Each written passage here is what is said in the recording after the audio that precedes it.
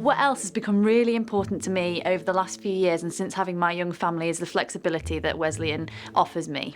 I've got 2 children. I've got a 5-year-old and a 3-year-old, a 5-year-old little boy and a 3-year-old little girl. They are a handful indeed, and they require a lot of attention.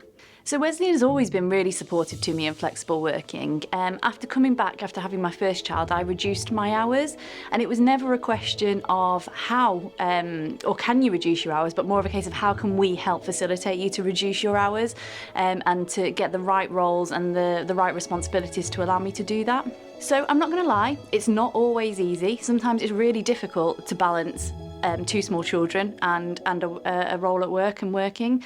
And for me, it's about being flexible. So it's about flexibility comes 2 ways. It's about me supporting the business and the business supporting me. And it's about communication, it's about working with your teams, it's about the culture and the environment that you're working in, having the right people to support you. There's some of it on you, you've got to have the right level of communication, you've got to let people know what you want and what they're doing, but it's all about the teams working together. So I do 4 days of a 5-day working week and I don't work Wednesdays. And the challenge is really how can I get the work that I need to do in that period of time. And that's a lot about how I'm supported and the culture and the teams and making sure that I have the right people representing my function at the right time. It's also about the senior leadership team and them supporting me to do this.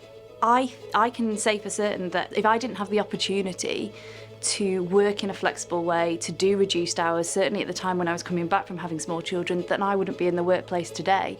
And I know a lot of young women who I've trained with who are in a very similar position and have chosen to leave the workplace because they haven't been able to get the flexibility, they haven't been able to be good mums and good employees and have had to make their choice. So for me, the most important thing is that I've been supported to allow myself to continue in the workplace and develop my career.